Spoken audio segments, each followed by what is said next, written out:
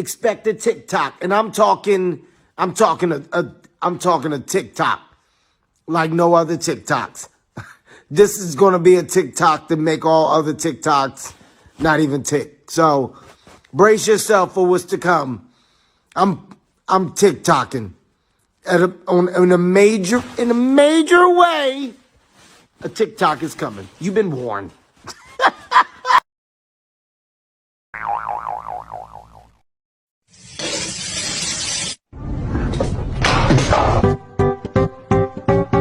I really hate when people tell me like, oh, your car's not reliable. Bitch, you don't even have a car.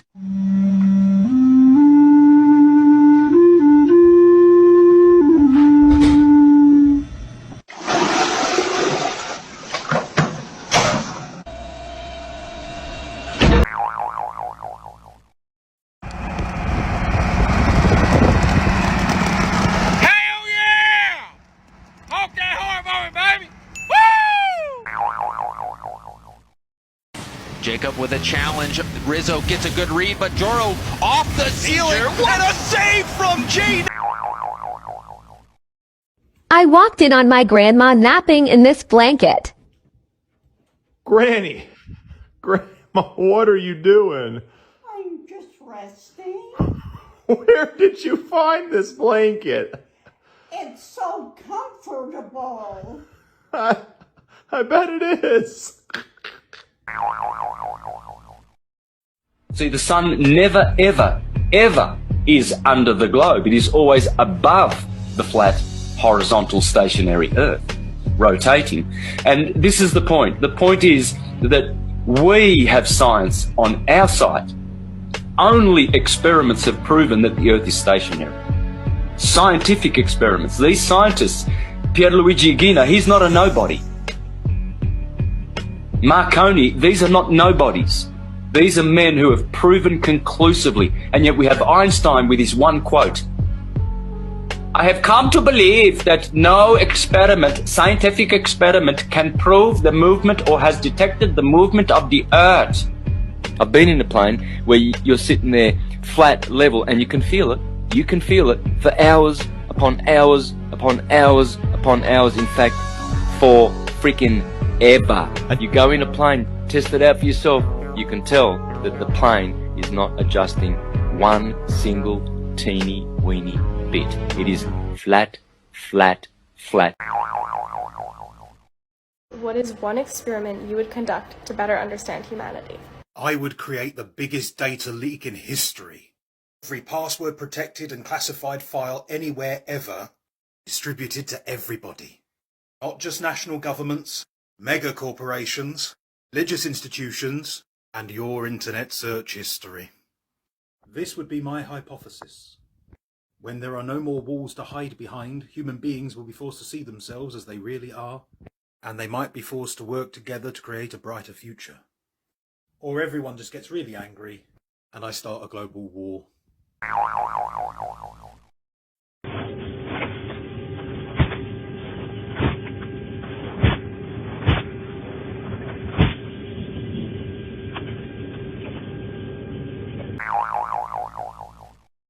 Tips from the ER.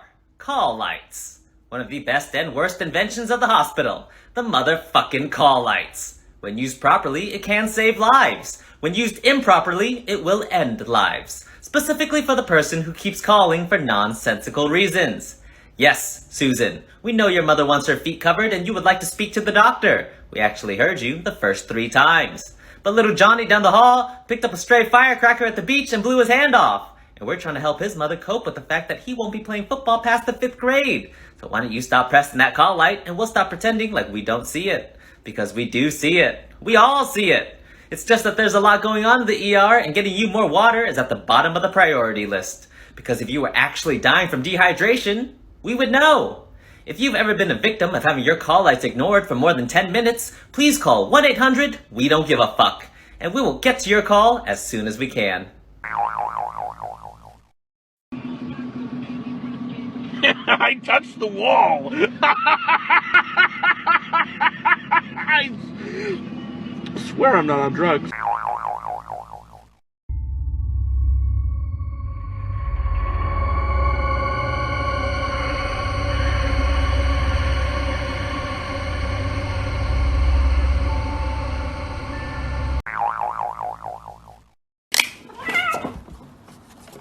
are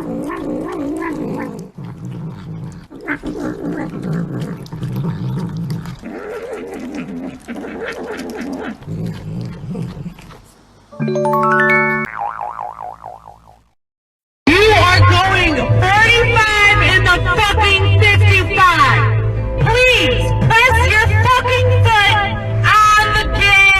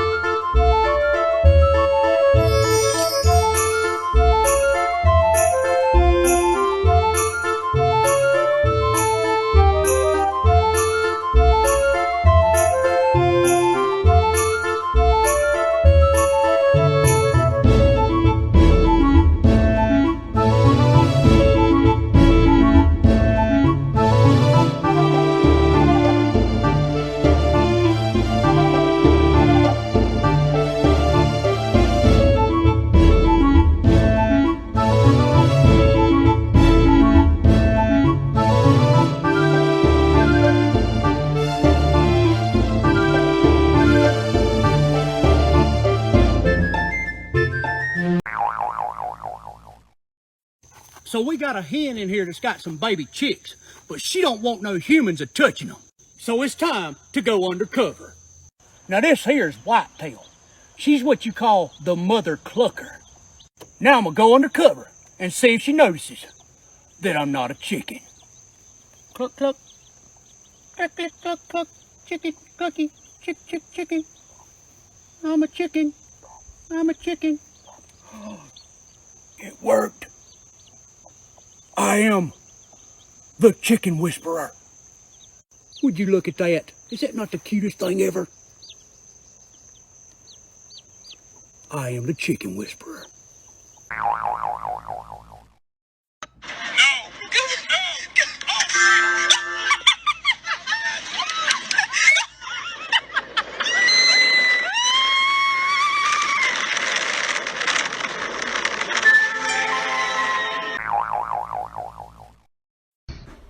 When someone calls you a bitch, you should say thank you, and this is what bitch stands for. It stands for beautiful individual that corrects hoes.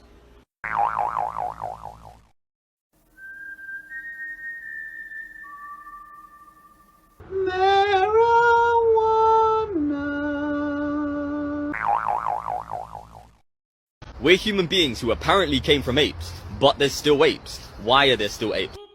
But sir, we didn't come from apes. We're still apes. Homo sapiens sapiens, our species, began its life in Tanzania. So strictly speaking, we're all African apes. Modern apes, including human beings, all descend from a common ancestor that died out millions of years ago because evolution favoured its mutated offspring. There are several descendants that have died out in their turn, many of which can be found in any book on evolution. Personally, I recommend The Greatest Show on Earth by Richard Dawkins as a start. If you are going to challenge an atheistic or agnostic worldview, it might be best to research it first. I just left the airport and I gotta be back in an hour! In an hour! We're gonna take a shower, eat a snack, repack my bag, and then head back to the airport so I can go take care of my girl that broke her foot because she broke it in Costa Rica. At least she did it doing something cool. If you live by an Aldi, go snag these up. They are chef's kiss. Outfit is on, shoes you can get on and off easily. That is the setup. Bring a jacket because airplanes are cold, people. Let's hit the road. Future me problems. I genuinely live here. I can't even make this up. I went to the wrong gate.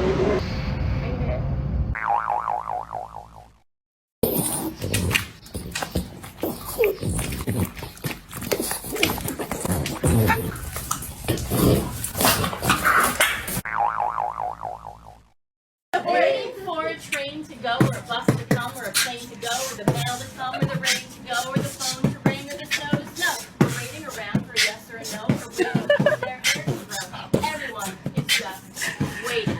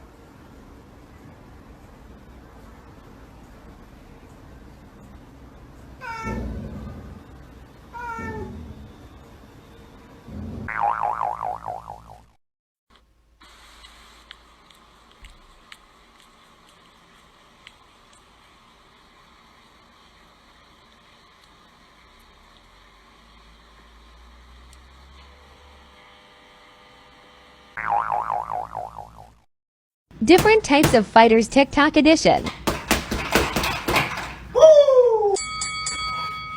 I don't know, Marv. I mean, it seems like a tough matchup for Joe. His opponent's at least 2 feet taller than him. Bro, I'm 6 foot, I swear! When I get up there, you're done. It's over with. Ooh, Kabi Lame hit by a tough jab. Ooh, wait a minute. It looks like he's showing his opponent how to fight. Oh my goodness! Kabi Lame with the knockout! Ladies and gentlemen, he's just showing y'all how it's done. It's over! Is it? It's over! It's over! I'm not a boxer. I'm not a fighter. I've never claimed to be a fighter. Balloon satellite program. Watch this thing land. Watch all of this fake smoke. What did they forget to sweep off the deck? Watch this when it comes down to land. It's all fake, and it's provably fake. And I could show you they're faking everything on the International Space Station. Look at this. This is ridiculous. Anyone that believes this is real is... I haven't seen that in real time before, yeah. Very interesting. This is how they launch balloons. Okay, launch satellites. They're all on balloons. They launch satellites on balloons that are bigger than football stadiums. Okay, this is massive, and they want you to. They say there's a helium shortage. There's infinite amount of helium, but they don't want us building airships because airships are the way people used to travel around the surface of the Earth, not like this. Okay, here's something for you. Here's something. That's a lot to think about, Dave. So look at this. I can 100%.